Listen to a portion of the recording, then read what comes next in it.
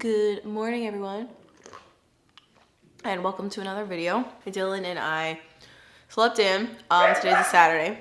Sorry about my screaming dogs. And then we did a morning workout. We just showered, and I've already had some water to drink, but I haven't had anything else. And I'm drinking on some homemade cold brew right now. Dylan made it earlier this week. This was sitting in the fridge for a few days, so it's pretty strong.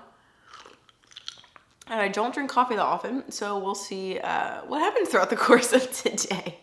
I'll set that down for a second. Today I'm going to be showing you guys everything I eat in a day as a vegan, as always, with some easy, simple recipes using whatever I have in my pantry. Before I get into that, I just want to say that this video is proudly sponsored by Thrive Market. I've worked with them for a long time, and they are still by far my favorite online place to get all of my favorite groceries. No matter what your diet is, they have plenty of high quality food for you at 25 to 50% less than the standard grocery store.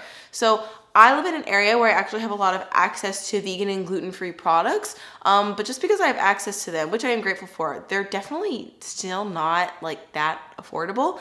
I feel like it's more of the high-end grocery store chains that have some of the things that I like to keep in my pantry, but Thrive Market has them online, like always, and so it's really easy for me to get them at a cheaper price, and I love how I don't have to leave my house and they just ship directly to my door. You can join for 1 month and it's only $9.95, or you can sign up for a 12-year membership and it averages only to $5 a month, which is a great savings too. And if you click the link below, you can get up to $20 in credit to shop online.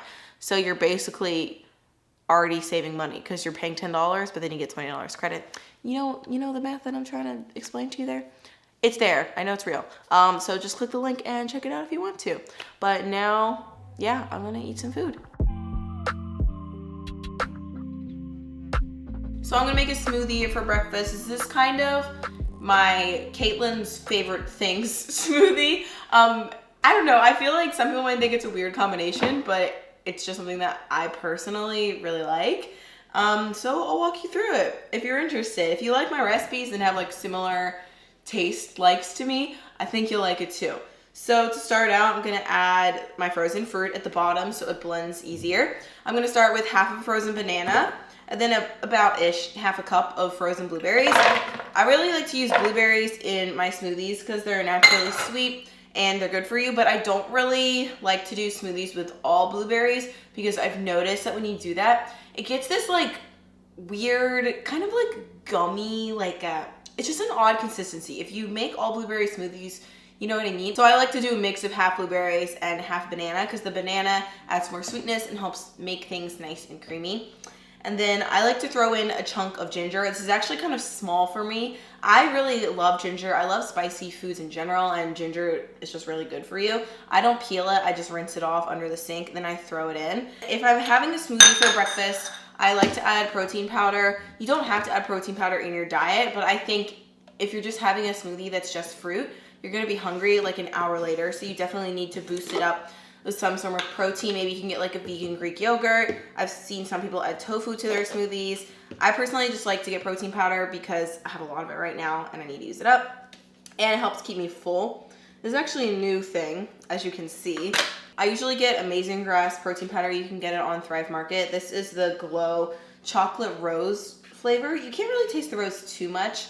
It just adds like kind of more depth of flavor in my opinion. It doesn't really taste florally to me. And I like this specific brand too because it has a plant-based collagen builder in it. So it's got a little extra oomph. And then I usually just add water to my smoothies. So instead of adding plant-based milk, which I find to be expensive and not really cost effective, I have a nice blender. This is a Vitamix. So I just like to add nuts or something else to help make it creamy. So I usually add hemp hearts to my smoothie. I'm gonna do 2 tablespoons. And these blend really well, so even if you don't have a high-powered blender and you're just using a bullet blender, you can add hemp hearts and water, and it'll still be creamy. These are also a great source of plant-based protein as well. I'll usually add flaxseed as well, but we're running low, and it's been hard to find a grocery store, so I don't want to use it on my smoothie. I'd rather use it in baked goods or other recipes. Oh, I almost forgot. I also like to add spinach, so I'm going to go get that. You definitely don't have to add greens to your smoothie, but I just like to because I find that I can't really taste it. So then now all that's left to do is add water and blend. I never measure my water. I just kind of eyeball it. So No, that's good. I'd rather start with too little and then I blend it, and if I need to add more, I blend it some more. So I'm gonna blend this and I'll be right back. All right, my smoothie is blended as I suspected. It's a nice like sludgy purple gray color. I had to add a little bit of extra water, but not too much. And then, you know, like most people, did I just get smoothie on my face?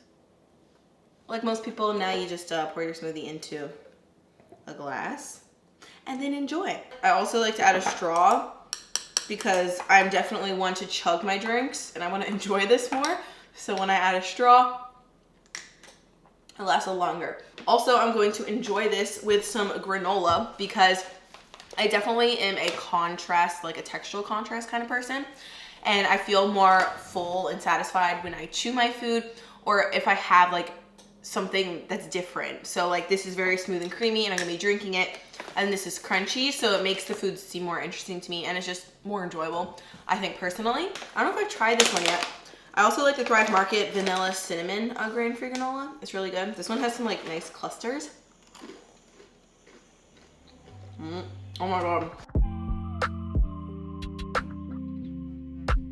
I ended up doing some yard work, replanted some plants, and now I'm really hungry, and I decided that I'm going to make a vegan chickpea tuna salad for lunch. I have a recipe on my blog for a chickpea salad, but it's more like chicken based, but it's actually pretty similar to a tuna salad. So I also have a tuna salad recipe on my blog that uses tempeh.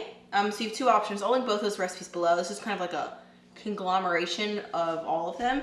So we're gonna start out with some chickpeas. I just cooked these in my Instant Pot while I was outside in my yard. I like to make my chickpeas from scratch. I feel like they taste a lot less beany. And also when you cook them on your own in a pressure cooker, you can cook them for longer and they end up being softer. So these are actually a lot easier to mash. So right now I just have like a little mashed potato masher. And I'm just gonna mash these up to my liking. This is actually a pretty pantry-friendly recipe because the only fresh ingredients that you really need are celery and red onion or shallot. And those last in your fridge or on the countertop for a pretty long time. And even if you don't have those, you can just leave them out and do like the chickpeas and the vegan mayo and stuff. So I'm gonna refer to the recipe that's on my phone because honestly I don't really remember. Some lemon juice, just the juice of half of a lemon for a little tang and tartness. I have some diced celery and some diced red onion.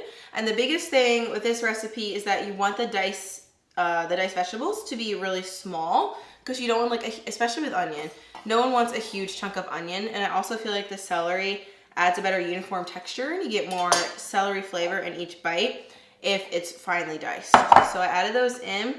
We need to add a touch of mustard. As you can see, when I don't record recipes for my blog, I kind of just eyeball it. We like a lot of mustard, so I'm gonna add a little bit of extra. And then I'm gonna add a pinch of salt. I didn't add any salt to these beans, so if you're using canned beans, you might not even need to add salt. But with fresh ones, you definitely do. Then I'm also gonna add some black pepper. And then in this blender right here, I made my vegan mayonnaise recipe. If you use store-bought vegan mayonnaise, you can totally use that. But I don't. So I had some cashews on hand, so I made the cashew version of the mayo. But there's also a tofu version, so depending on what you have in your pantry, you can use whatever you want. Probably add about like half, 3/4 of a cup. And then I'm just gonna mix all this together. I just wanna add enough mayo or cashew mayo so it looks like everything looks creamy and it's being held together, not just like from the mashed chickpeas. So we want it to be scoopable. So this is looking good. It's nice and mixed. It could honestly pass for either a chicken salad or a tuna salad at this point because there's those chickpeas with mustard. Now the secret to making an amazing vegan tuna salad is to add fishy flavor. And today we're going to get that by thinly slicing up some of this sushi nori. You could also cook seaweed and finely chop it and mix it in, but I think nori is most easily accessible. I got this on Thrive Market. And I personally prefer to buy organic nori because sometimes the conventional nori or like the super cheap nori you find in some grocery stores can have a lot of like metals or other not so great for you ingredients in it. So especially with seaweed, it's important to know like where it comes from and to source it from a good spot. That's why I like Thrive Market, because I know all of their products are coming from a good place and are responsibly grown. So right now I'm just taking some clean kitchen scissors and I'm just gonna chop this, and I'm just gonna stack them all on top of each other so I don't have to cut this multiple times. Then I'm just going to thinly slice the seaweed in with my scissors. So obviously this isn't going to necessarily look like a traditional tuna salad. You're gonna have these black flecks in there. But if you're really going for taste, and if like tuna is something that you miss, I definitely would recommend doing this. If you just kind of want like a textural thing and you just want an easy like lunch sandwich or a pantry friendly recipe, you don't necessarily have to add the seaweed in, but it's just gonna add that fishy flavor that we're looking for. I'm just gonna start with one sheet for now. If I wanna add more later, I can, but I think that's good for me. I don't like it like overpoweringly seaweedy. You could definitely chop it or cut it finer, but I cannot be bothered today. So it's looking good. Here, I'll show a close up on camera because I know you haven't really been able to see what I've been doing. This is what it looks like. It's got a nice texture. You can still like scoop it if you want to eat it with crackers or stuff, and this makes a big batch, so it will last in your fridge for a while too. You could serve this in a sandwich. You could do like lettuce wraps. You could just serve it on top of some spinach for a sort of salad. I think today we have some cucumber in the fridge that is about to go bad, so I sliced it up. I'm gonna sort of use it as like crackers, I guess. But then we also have some of these Simple Mills almond flour crackers. I already opened the box and was eating some while I was prepping the ingredients to film this. These are so good. All the flavors are really good, but these are definitely a staple in our house, and I feel like one box never lasts more than one sitting. So I'm gonna eat this, drink some water, and Dylan and I are probably gonna split a kombucha too for lunch. That sounds really good right now. So for dinner, we are going to be making a pantry pasta recipe. This is, I think, the one recipe today that I'm actually going to try to follow to a T. It's not my recipe. It's from Bon Appetit. Actually, I think it might be a Basically recipe, which is like one of their off-brands. But anyways, if you watch food videos on YouTube, I feel like most of you probably watch Bon Appetit. They have a ton of different people on their YouTube channel. They have different segments. You should just go to their YouTube channel, check it out. But today I'm going to be making their vegan pantry pasta recipe. I've been wanting to make it for a while. And I thought it would be good to include in this video because it uses a lot of pantry staple. There's like pretty much no vegetables in here. It's actually, instead of most vegan recipes where it's based off of like a cheese sauce or you need nutritional yeast and stuff, their recipe is just made from, well, you know, I'll just show you the ingredients. We've got some pasta. I'm using gluten-free chickpea pasta. They called for like a wide shape, so I got rigatoni. I got this on Thrive Market, as well as this Thrive Market organic extra virgin olive oil. It's actually really important to purchase olive oil that's in like an opaque or solid container. A lot of olive oil that's in more transparent containers has actually already gone rancid. So that's one of the things that I think is worth splurging on if you want good quality stuff. It's worth it to spend a few extra dollars on good olive oil, and I like how the Thrive Market one is pretty affordable too. So the sauce is actually based on a base of mashed beans and walnuts. We're gonna toast these in some olive oil, add in the beans and pasta water. And then we're gonna add in some garlic, rosemary, red chili flakes, and lemon. And I think that's it. I got the Thrive Market walnuts. So because I want to follow this recipe to a T and it's not like overly complicated, I just want to make sure I'm paying attention and timing everything correctly. I don't think I'm going to film it. The recipe is linked below. I'm sure they have a video somewhere about it, maybe. But I'm just going to show you the finished product in 3, 2, 1. So here is the finished dish. Dylan and I both already tried it and we think it's really good. Don't you agree, Dylan? It's really good. It's really good. It definitely isn't something I would eat every night. It's more on the indulgent side, but it is really good. Like I feel like I'm at like a fancy restaurant, even though it's pantry pasta, but these like walnuts that you toast in olive oil and garlic and chili pepper, they sprinkle on top. They're so good and nice and crunchy. So we're gonna have this for dinner. There's more in the pan over there. I'm just gonna divide it up. I just took a picture with this one, and then I also toasted up some bread that I found in our freezer. It's just a gluten-free baguette, I think. And then I was so focused on the recipe that I kind of forgot that we should have some sort of vegetable dinner. So we just de-stemmed some kale, roughly chopped it, and massaged it in lemon juice, salt, and pepper. So we can mix it in, have it on the side, top it with more walnuts if Dylan doesn't eat them all. And now what are we gonna do while we eat this, Dylan? We're gonna watch Neil deGrasse Tyson explain the universe in Cosmos. Your hair's getting long. I just realized. Oh! Are you okay? All right, no one's injured. We're gonna eat some food now. He's got a hard head. I thought you were gonna do it again. Dinner was great. Would definitely recommend the recipe. And last but not least, we gotta have dessert. So, I got this dark chocolate, ethically sourced, 72% cacao, filled with cashew butter, paleo vegan, net weight 2.8 ounces bar. Dang. Basically, cashew butter filled dark chocolate bar. I haven't tried this before, but I've heard other people say good things about it. It's sweetened with coconut sugar. It's just cacao, cashews, coconut sugar, cacao butter. So. What else do we have here? What is this? This recipe is kind of a fail. No, it wasn't. Okay, they're good, but I made these like protein ball bites. We have so much protein powder in our house right now. It's like ridiculous, so I'm trying to get rid of it. Are you super zoomed in? For a second I was. Okay, anyways.